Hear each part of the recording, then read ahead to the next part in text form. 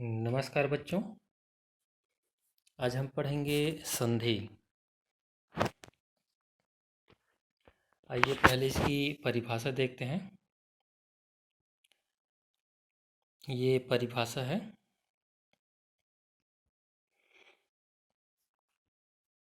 ये तो परिभाषा दो समीपवर्ती वर्णों के मेल से जो विकार या परिवर्तन होता है वह संधि कहलाता है ना। अब इसको भी हटा के देख लेते हैं एक बार। इसको हटा देते हैं, है ना। तो दो वर्णों के मेल से जो विकार या परिवर्तन होता है वह संधि कहलाता है।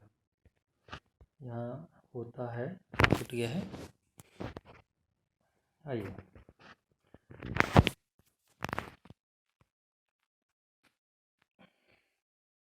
आगे देखते हैं, उदाहरण देखते हैं इसकी। देवधन आलय, है ना। देवधन आलय क्या हो जाएगा? देवालय।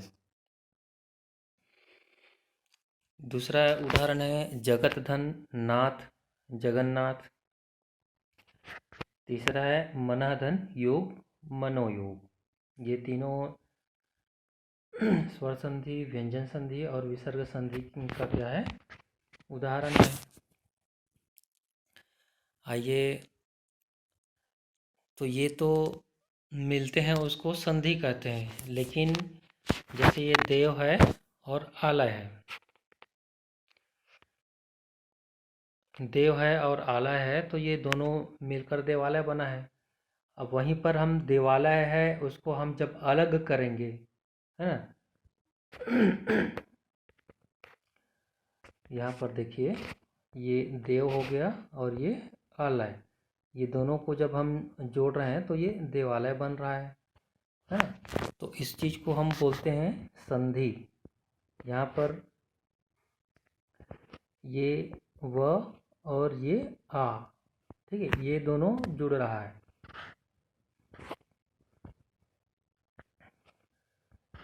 उसके बाद जब ये जुड़ा हुआ है, ये इसको अगर हम फिर से अगर अलग करते हैं तो ये देव धन आलय बन जाएगा। अगर फिर से अगर हम उसको अलग करेंगे तो उसी को बोलते हैं संधि विच्छेद।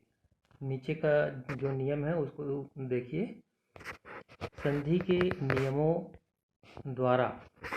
नियमों द्वारा मिले वर्णों को फिर मूल अवस्था में ले आने को संधि विच्छेद कहते हैं।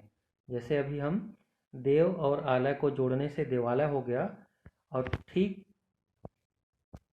उस संधि हो गया। अब जो उसको फिर से पहले जैसे लिखना है, हमको देवालय लिखा है, उसको पहले देव धन आलय अलग अलग करेंगे तो उस चीज को बोलेंगे संधि विच्छेद। ठीक है, दूसरे नीचे जो लिखा है उसके अनुसार। आइए आगे देखते हैं।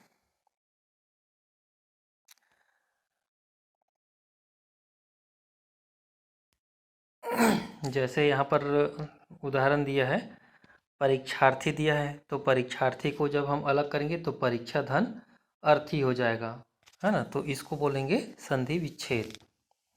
वागीश है तो उसको अलग करेंगे तो वाक धन इस हो जाएगा। फिर अंतः धन करण है, अंतःकरण है, उसको अलग करेंगे, विच्छेद करेंगे तो क्या होगा? अंतः धन करण होगा। आइए अब संधि के भेद देख लेते हैं। संधि के भेद, है ना, भेद अर्थात प्रकार। संधि के पहले वर्ण के आधार पर, संधि के पहले वर्ण के आधार पर संधि के 3 भेद किए जाते हैं। कौन कौन से? स्वर संधि, व्यंजन संधि और विसर्ग संधि, है ना। कौन कौन से? पहला है स्वर संधि, दूसरा है व्यंजन संधि और तीसरा है विसर्ग संधि, है ना। संधि का पहला वर्ण यदि स्वर हो तो स्वर संधि, अगर पहला जो वर्ण है अगर स्वर है तो स्वर संधि हो जाएगा। अब यहाँ पर पहला वर्ण कहने का मतलब क्या हो जाएगा? यहाँ पर देखिए, इसमें धन का जो चिन्ह है, तो धन के आगे और पीछे धन का ये जो चिन्ह है,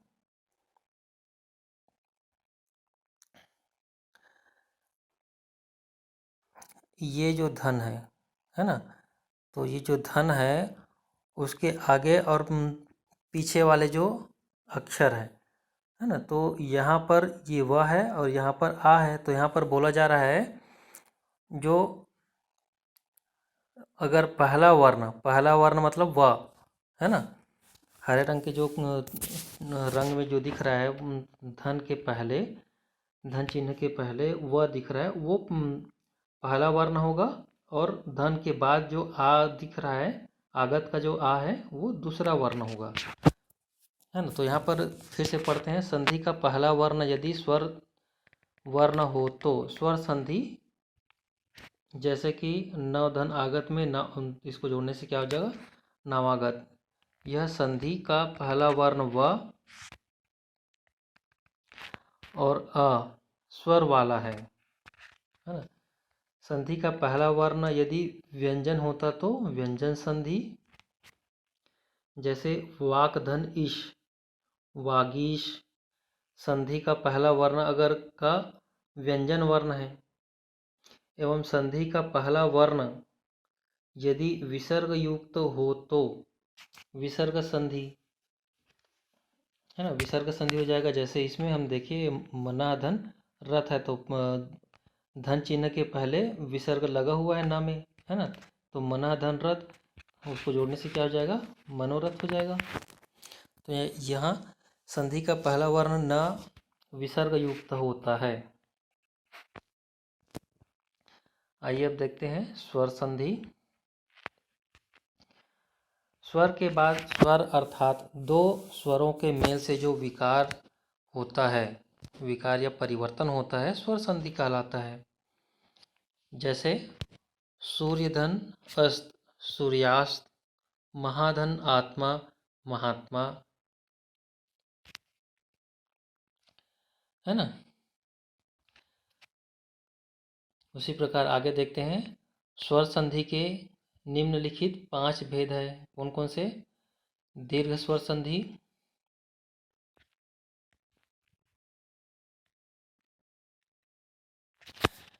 दीर्घ स्वर संधि, गुण स्वर संधि, वृद्धि स्वर संधि, यण स्वर संधि और अयादि स्वर संधि। ये 5 प्रकार के स्वर संधि होते हैं। अब आगे देखते हैं।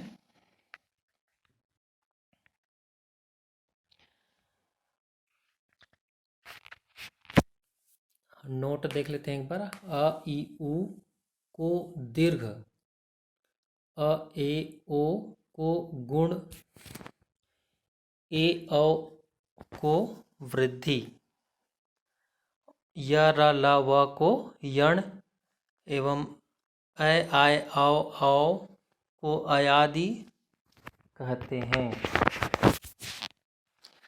है ना। चलिए इसमें इसको देखेंगे। दीर्घ स्वर संधि देख लेते हैं पहले। दीर्घ संधि, अब यहाँ पर देखिए ह्रस्व या दीर्घ। ह्रस्व और दीर्घ क्या चीज़ है? ह्रस्व मतलब छोटा, जैसे अनार क्या, और दीर्घ मतलब क्या, आम क्या।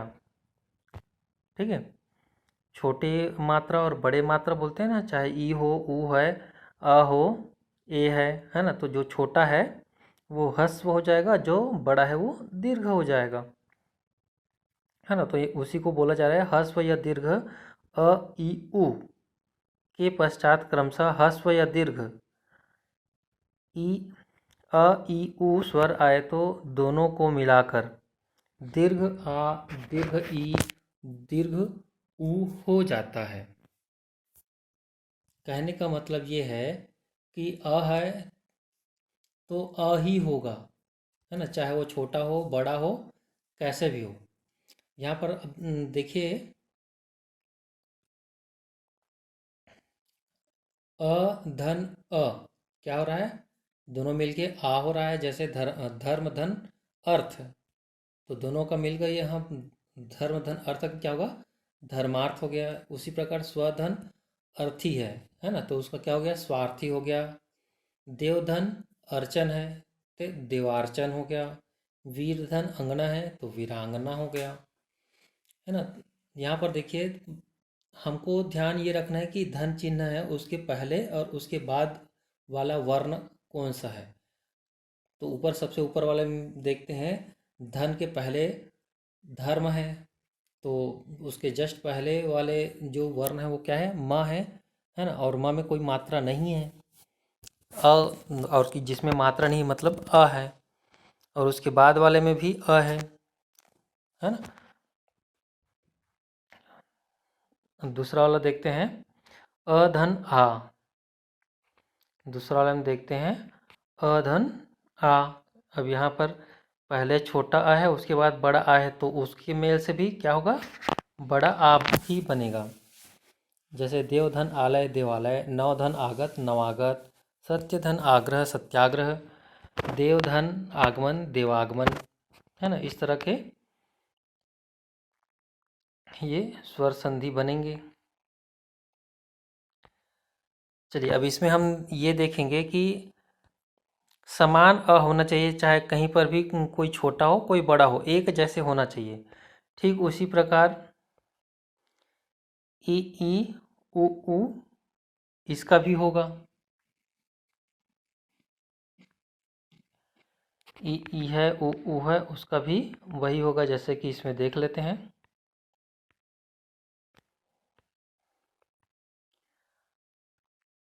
अब यहाँ पर देखिए, छोटा आ बड़ा आ छोटा आ है ना। तो परीक्षा धन अर्थी है उसका उदाहरण। दोनों मिलकर क्या हो गया, परीक्षार्थी।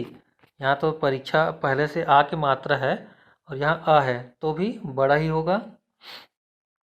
दूसरा हम देखते हैं, सीमा धन अंतर अंत सीमांत, दिशा धन अंतर दिशांतर, रेखा धन अंश रेखांश। अब देखते हैं बड़े आ, है ना। महाधन आत्मा महात्मा, विद्याधन आलय विद्यालय, वार्ताधन अलाप वार्तालाप, महाधन आनंद, है ना। तो यहाँ पर हमको ये देखना है, बराबर मतलब समान आगे हो पीछे हो, चाहे वो छोटा हो चाहे बड़ा, किसी भी और छोटा हो किसी और बड़ा हो, चाहे दोनों छोटा हो चाहे दोनों बड़ा हो, अगर उसके मेल होता है तो आ ही बनेगा। ठीक उसी प्रकार ई और ऊ के साथ भी होगा। ठीक है, जैसे हम उदाहरण देख लेते हैं, ई के और ऊ का जो उदाहरण है, तो उसमें देखते हैं, अति धन इव अतिव, कविधन इंद्र कवींद्र, मुनिधन इंद्र मुनीन्द्र, कपिधन इंद्र कपींद्र।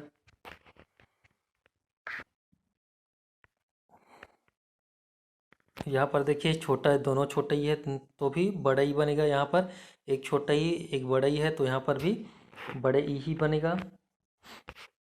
यहाँ पर देखिए, बड़े ई धन छोटे ई बराबर बड़े ई, और यहाँ पर देखिए दोनों बड़े ई है तो भी बड़े ई ही होगा।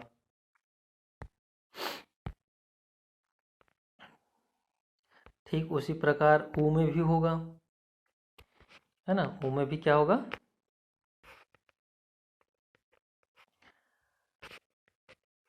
यहाँ देखिए, ऊ धन ऊ दोनों छोटे हो तो भी बड़े ऊ होगा, एक छोटे एक बड़े हो तो भी बड़े ऊ होगा। और यहाँ नीचे में भी देखिए, एक बड़े ऊ उसके बाद छोटे ऊ तो भी ऊ ही होगा, है ना। कहीं भी समान स्वर है ना, तो वो उसी के बड़ा जो वर्ण है उसमें वो परिवर्तित हो जाते हैं। इसमें देखिए दोनों बड़े ऊ है तो भी ऊ हो गया है। उदाहरण देख लेते हैं एक एक इसका। भानुधन उदय भानुदय, विधुधन उदय विधुदय, है ना। इसका उदाहरण देखते हैं, लघुधन उर्मी लघुर्मी, धातुधन उष्म धातुष्म, सिंधुधन उर्मी सिंधुर्मी, साधुधन ऊर्जा साधुर्जा, फिर वधुधन उत्सव वधुत्सव। चलिए अब आगे देखते हैं।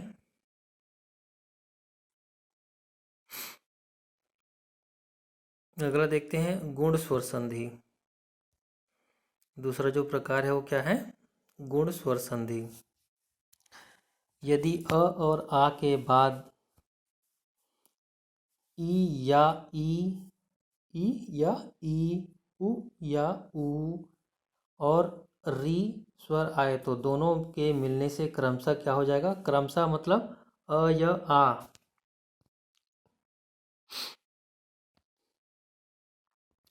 यहाँ पर देखिए, ये अ और आ के बाद अगर कोई भी ई या ई छोटे या बड़े उस या फिर बड़े छोटे ऊ या बड़े ऊ या ऋषिक रिया है तो क्रमशः क्या हो जाएगा, आ के बाद ई अगर है तो क्या बनेगा, ए हो जाएगा। आ के बाद ई आता है, चाहे छोटे हो चाहे बड़े हो, ई के बाद ए हो जाएगा और ऊ का क्या हो जाएगा, ओ हो जाएगा। आ के बाद अगर ऊ होता है तो ओ हो जाएगा और आ के बाद अगर ऋषिक री आता है तो वो अर हो जाएगा, है ना। जैसे एक एक उदाहरण देख लेते हैं। अ धन ई बराबर ए, जैसे नर धन इंद्र, नरेंद्र हो गया। सुर धन इंद्र, सुरेंद्र हो गया, है ना। पुष्प धन इंद्र, पुष्पेंद्र हो गया। सत्य धन इंद्र, सत्येंद्र हो गया।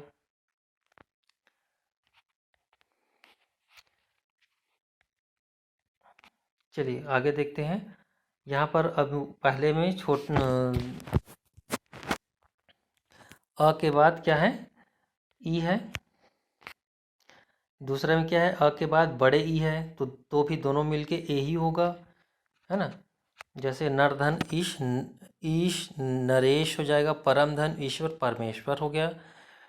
ठीक उसी प्रकार अधन ई है तो उसका क्या हो जाएगा, ए हो जाएगा। छोटे ई है, यहाँ पर आप जितना भी है उसमें देखेंगे आप छोटे अ या बड़े अ ही रहेगा और पीछे छोटे ई या फिर बड़े ई रहेगा, तब उसका ए होगा। लेकिन अब ऊ के साथ क्या होगा, धन के सामने छोटे आ या बड़े आ है और उसके पीछे छोटे ऊ या बड़े ऊ है तो उसका क्या हो जाएगा, ओ हो जाएगा, है ना। जैसे कि हम इसमें देख रहे हैं, इसको देख लीजिए, अ धन ऊ है तो ओ हो जाएगा। इसमें अ धन बड़े ऊ है तो भी ओ हो जाएगा। और दूसरा में देखिए, तीसरा में बड़े आ है उसके बाद छोटे ऊ है तो भी ओ हो जाएगा, है ना। इसका उदाहरण देखते जाइए।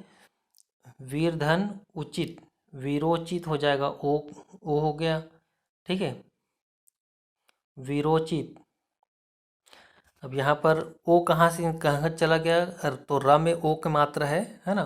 वो देखिए, यहाँ मानव धन उचित है तो मानवोचित हो गया। इसमें व का अ और इसमें उ का तो स्वयं स्वर ही है।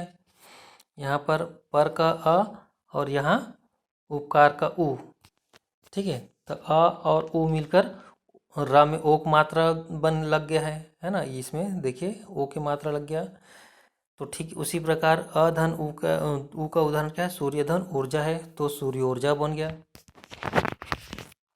नव धन ऊढ़ा है तो नवोढ़ा हो गया, है ना। जल धन ऊर्मी है तो जल ऊर्मी हो गया।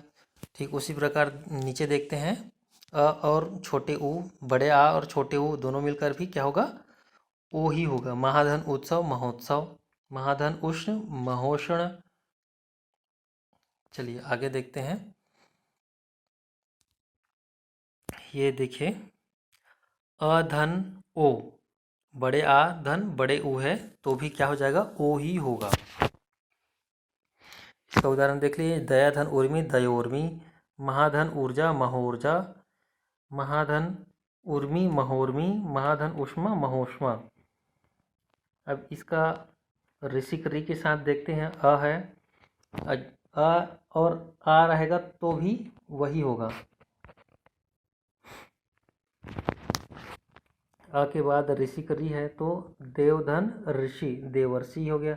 अर का उच्चारण हो रहा है, देखिए देवर्षि, अर आ रहा है ना। सप्तधन ऋषि सप्तर्षि, ठीक है। अर का उच्चारण हो रहा है, राजधन ऋषि राजर्षि, अर का उच्चारण निकल रहा है ब्रह्मधन ऋषि, ब्रह्मर्षि, इस तरह से।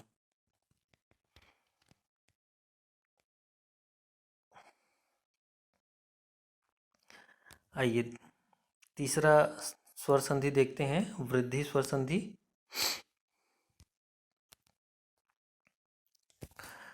अब यहाँ पर देखिए पहले में अ के बाद क्या लगा था, सबसे पहले छोटा ओ बड़े छोटे बड़े एक जैसे समान थे, ई उ ऊ, तो ये दीर्घ स्वर संधि। उसके बाद फिर आ के बाद ई और उ और ऋषिक री, ये किस में हुआ था, ये गुण स्वर संधि में। अब देखेंगे वृद्धि, वृद्धि में भी सामने अ ही रहेगा, चाहे छोटा हो या बड़ा हो। अ या आ के बाद ए या अय आए तो दोनों के मेल से अय हो जाता है। आ के पश्चात या उस पश्चात मतलब बाद में ओ या औ आए तो दोनों के मेल से अ हो जाता है। जैसे एक धन एक, दोनों मिलकर क्या होगा, एक। जैसे एक धन एक, एकाएक। लोक धन ऐषणा, लोकायषणा।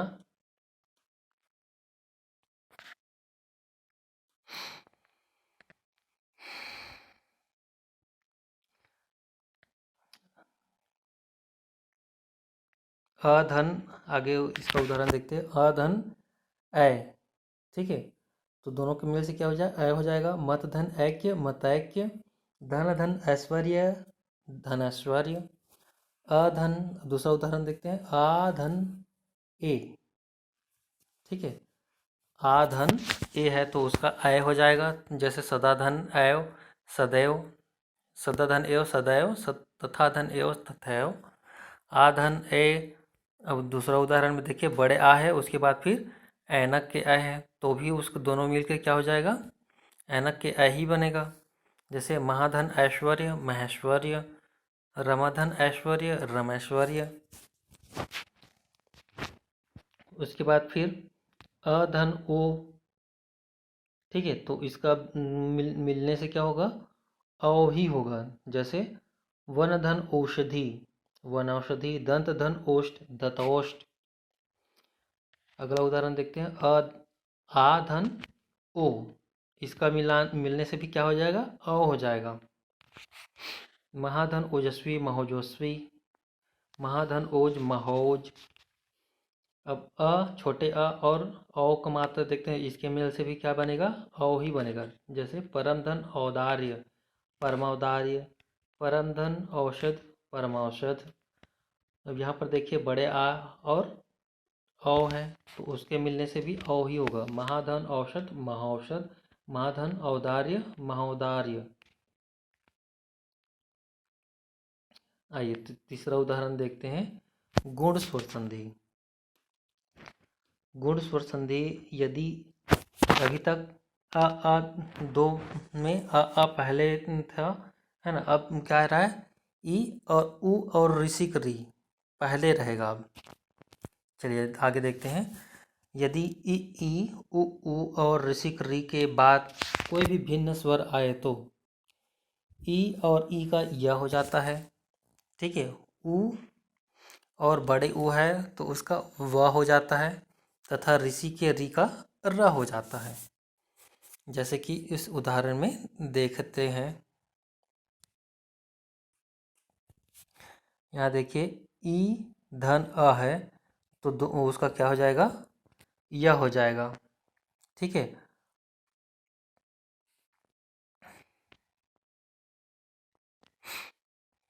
जैसे अति धन अधिक, अत्यधिक, अति धन अधिक, ठीक है। ई और अधिक का अ, धन के पहले और बाद वाला जो वर्ण है उसको देखना है हमको। तो अति में ता में छोटी की मात्रा है तो ई हो गया, है ना, और आ में कुछ मात्रा नहीं है, आ ही है ना। तो अति धन अधिक, अत्यधिक। यदि धन अपि, यद्यपि। अब यहाँ पर देखिए दूसरा में ई के बाद आ आया है, ठीक है, छोटे ई के बाद बड़े आ, तो इसका क्या हो जाएगा, या हो जाएगा। इति धन आदि, इत्यादि। अति धन आचार, अत्याचार।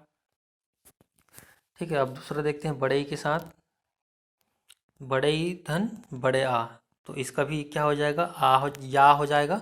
देवी धन आगमन दिव्यागमन हो जाएगा। सखी धन आगमन सख्यागमन हो जाएगा। उसी प्रकार ई और ऊ से क्या बनेगा, यू बनेगा। जितना भी या है इमली की है, जितना भी सामने इमली की है, तो सबका क्या बनेगा, या बन जाएगा। और मात्रा नीचे बाद वाला जो है वो उसका मात्रा लगेगा।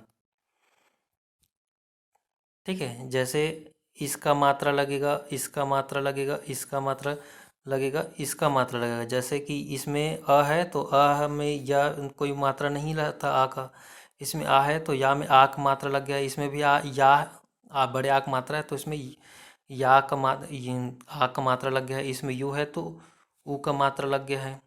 उल्लू को है ना, तो यहाँ पर या में उसका मात्रा लग गया है। ऊपरी धन उक्त उपर्युक्त हो गया। अति धन उत्तम अत्युत्तम हो गया।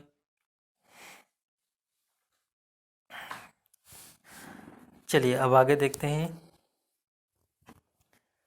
ई के बाद ऊ, ये भी उसी की तरह का है ना। अब उसके बाद देखते हैं ए वाला, तो ई धन ए क्या क्या हो जाएगा, ये हो जाएगा। ई धन ऐ का क्या हो जाएगा, यह हो जाएगा। जैसे कि प्रतिधन एक प्रत्येक, अतिधन ऐषणा अध्यक्षणा, सखीधन ऐश्वर्य सख्यैश्वर्य, नदीधन ऐश्वर्य नद्यैश्वर्य।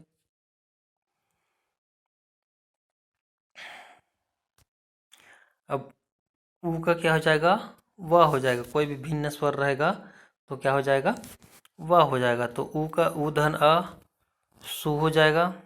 सुधन अच्छ स्वच्छ हो गया। अनुधन अ अन्वय हो गया। यहाँ हमको ध्यान ये रखना है, यहाँ सामने ऊ है, इधर कोई भी कुछ भी आए वो क्या बनेगा, वही बनेगा। और इसमें जो मात्रा जो जिसका जो मात्रा है रहेगा है ना, वो मात्रा इसमें लग जाएगा व में।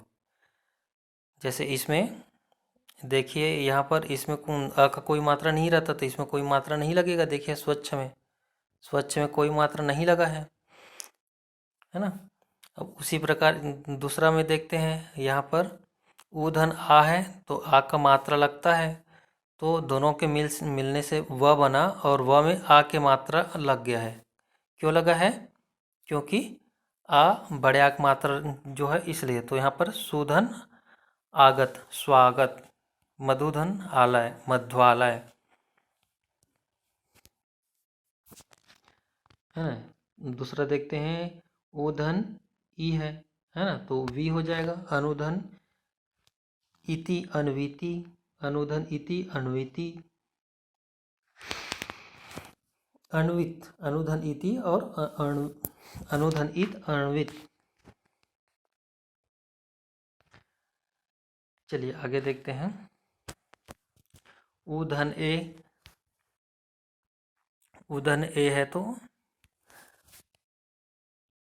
यहाँ देखिए ऊ का व बन गया, लेकिन इसका जो मात्रा है वो व में लग गया। ठीक है, तो यहाँ प्रभुधन ऐषणा है तो प्रभेवेशना बन जाएगा है ना। नीचे में अनुधन ऐषण है तो अण्वेषण बन जाएगा जी। ठीक है, ये क्या हो जाएगा, अण्वेषण।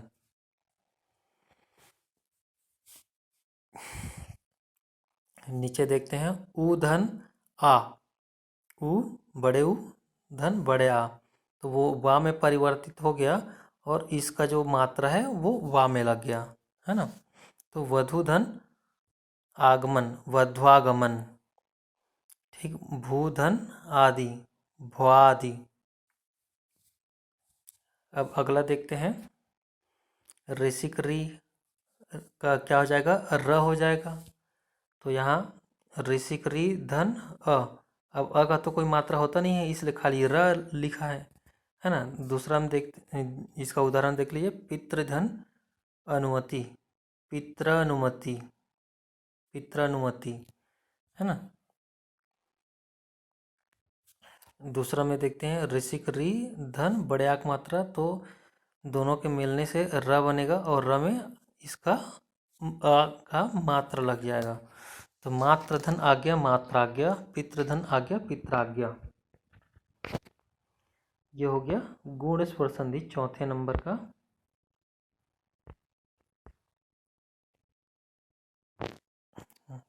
चलिए और उदाहरण है एक दो ठो।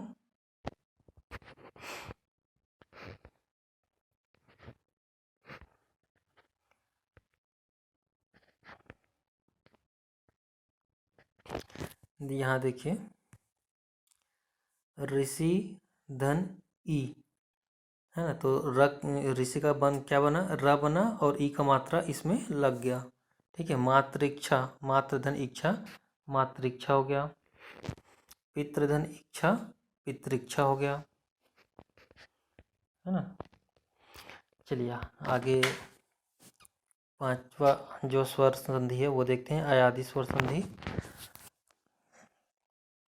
यदि ए ऐ ओ औ स्वरों का मेल दूसरे स्वरों से हो तो ए का अय हो जाएगा, ठीक है, और ऐ का ऐ हो जाएगा, आय हो जाएगा, ओ का औ हो जाएगा, औ का आव हो जाएगा, है ना। जैसे कि उदाहरण में देखते हैं, यहाँ ए है तो ए का क्या हो जाएगा, अय हो जाएगा। ए धन अ है तो अय हो जाएगा, अय धन अ है तो आय हो जाएगा। अगर एडिक ए है तो अय होगा, नक के अय है तो आय हो जाएगा। जैसे कि उदाहरण में देखते हैं, ने धन अन, नयन, शे धन अन, शयन। ठीक उसी प्रकार नय धन अक है तो उसका जाएगा नायक, गय धन अक गायक।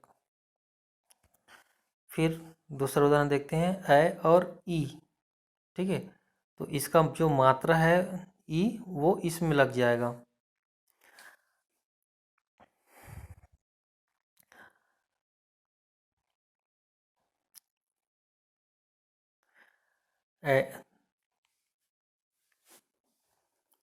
यहाँ देखिए, ये इसका जो मात्रा है वो या में लग गया है,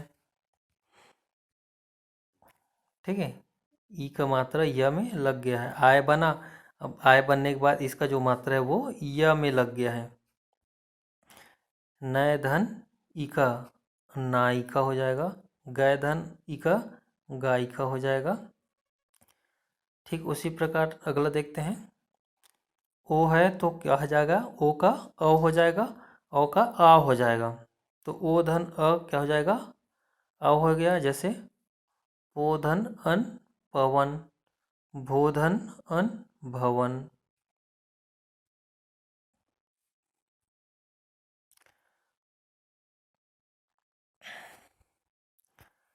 अगला देखते हैं,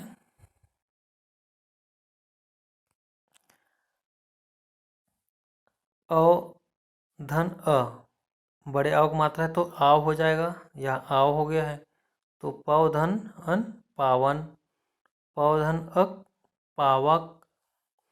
उसके बाद फिर से अ के बाद ई आए है, अब इसका मात्रा उसमें लग जाएगा व में, है ना। तो अवधन ई से अवि बनेगा, जैसे पौधन इत्र, पवित्र हो गया उसका।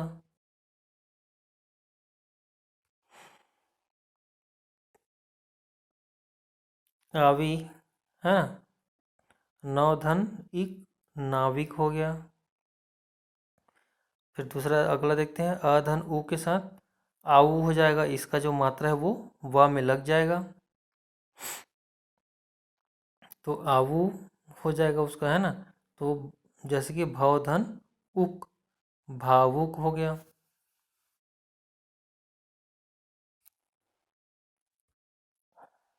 चलिए विशेष, इस संधि का प्रयोग संस्कृत में होता है, इन शब्दों को हिंदी में संधि युक्त नहीं माना जाता है, ये शब्द केवल व्यवहारित माने जाते हैं।